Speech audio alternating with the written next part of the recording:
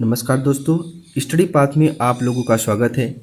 मैं हूं विशाल तिवारी और आज से हम एक श्रृंखला शुरू करने वाले हैं जो कि एडेड विद्यालय की वैकेंसी आने वाली है और जो कि इसका एग्ज़ाम होने वाला है 17 अक्टूबर को।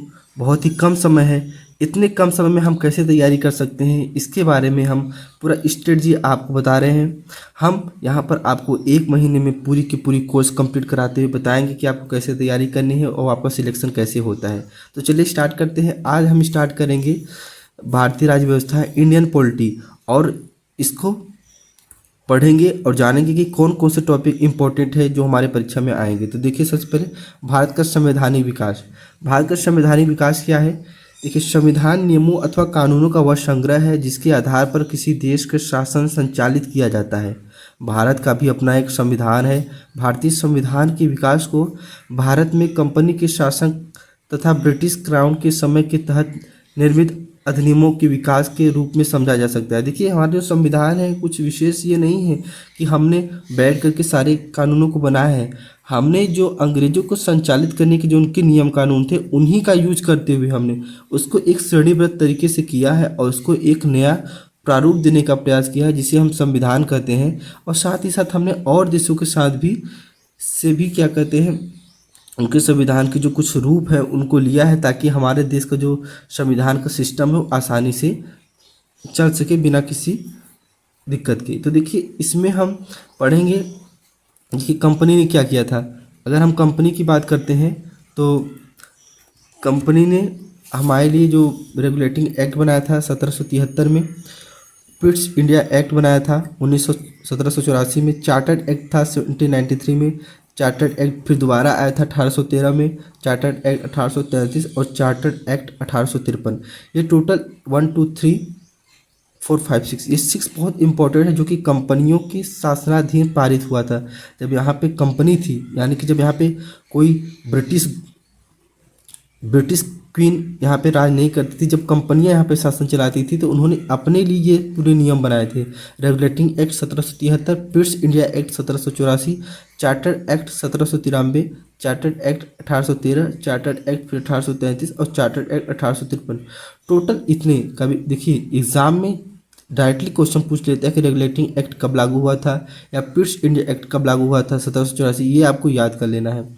ये कंपनी करती थी। जब कंपनियों की पावर को छीन लिया गया क्वीन के द्वारा, रानी के द्वारा, जो ब्रिटेन की रानी थी, तो उसको कहा गया क्राउन के शासनाधीन पारित किए गए कुछ नियम, जिसमें 1858 का भारत शासन अधिनियम था, 1861 का भारत परिषदीय अधिनियम था, 1892 का भारत परिषद अधिनियम था, 1909 में भारत का परिषद अधिनियम था, 1919 का भारत शासन अधिनियम था, 1935 का भारत शासन अधिनियम और 1947 का भारतीय स्वतंत्रता अधिनियम, जिससे हमारा भारत आज़ाद हुआ था।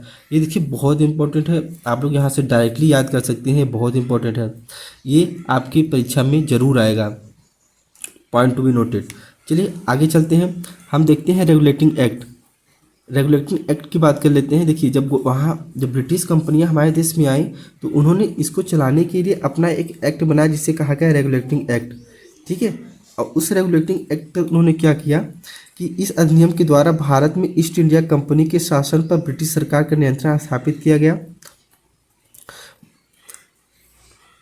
इस अधिनियम के तहत बंगाल के गवर्नर को बंगाल का गवर्नर जनरल पद का नाम दिया गया एवं उसकी सहायता के लिए 4 सदस्यीय कार्यकारी परिषद का गठन किया गया। इस व्यवस्था के तहत वारेन हेस्टिंग्स बंगाल का प्रथम गवर्नर जनरल बना। देखिए, मैंने यहाँ पे इंपॉर्टेंट कर दिया है कि आपसे क्वेश्चन पूछ सकते हैं कि भारत का प्रथम गवर्नर जनरल कौन बना, तो आपको बताना है वारेन हेस्टिंग्स।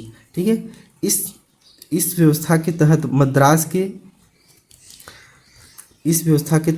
मद्रास के बम्बई के गवर्नर को बंगाल के गवर्नर जनरल के अधीन कर दिया गया। जो सर्वे सर्वा थे उन्हें बंगाल का प्रथम गवर्नर जनरल वारेन हेस्टिंग जो थे उनको बम्बई और बंगाल दोनों के अधीन कर दिया गया।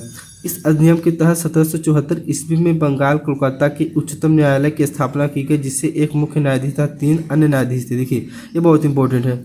सबसे पहले 1774 ईस्वी में बंगाल यानी कलकत्ता में एक उच्चतम न्यायालय जिसे हम सुप्रीम कोर्ट आज कहते हैं उसमें वहाँ स्थापित किया गया था। इसमें 3 मुख्य न्यायाधीश थे जो कि तीनों अंग्रेज थे और एक अन्य न्यायाधीश भी हुआ करते थे।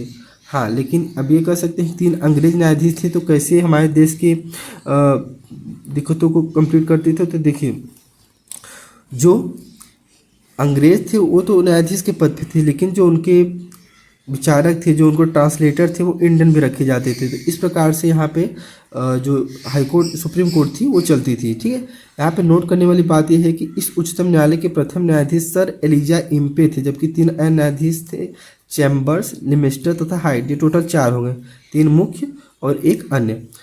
तो आपसे डायरेक्टली परीक्षा में पूछ लेता है कि बताइए कि बंगाल के हाई कोर्ट सुप्रीम कोर्ट माफ करिएगा, बंगाल के उच्चतम न्यायालय के जो प्रथम मुख्य न्यायाधीश थे वो कौन थे। तो सर एलिजा इम्पे थे। तो आशा करता हूँ आपको ये बहुत अच्छा समझ में आ गया होगा।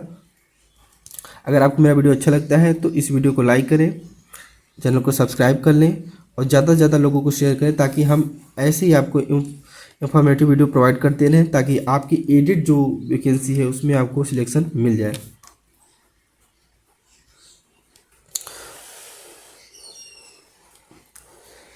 इसमें कुछ और इम्पोर्टेंट है, उसको हम देख लेते हैं।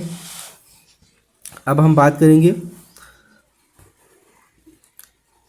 इस अधिनियम के तहत कंपनी द्वारा भारत की राजस्व, नागरिक और सैन्य संबंधी समस्त सूचनाएं ब्रिटिश सरकार को देना आवश्यक हो गया था। ठीक है, उसके बाद आता है 1781 का एक्ट ऑफ सेटलमेंट। 1781 का act of settlement regulating act की कमियों को दूर करने के लिए लाए गए इस अधिनियम के तहत कलकत्ता की सरकार को बंगाल, बिहार तथा उड़ीसा के लिए भी विधि बनाने का शक्ति प्रदान किया गया। देखिए, जो प्रथम गवर्नर जनरल थे उनको अब और भी ज़्यादा पावर दे दिया गया। उनको बंगाल, बिहार, उड़ीसा तीनों राज्यों को अधिकार दे दिया गया था कि कोई भी नियम कानून बना सकते हैं और हमारे देश के ऊपर थोप सकते हैं। उसके बाद आता है 1784 का पिट्स इंडिया एक्ट, जो हम नेक्स्ट वीडियो में पढ़ेंगे। तब तक के लिए जय हिंद, जय भारत।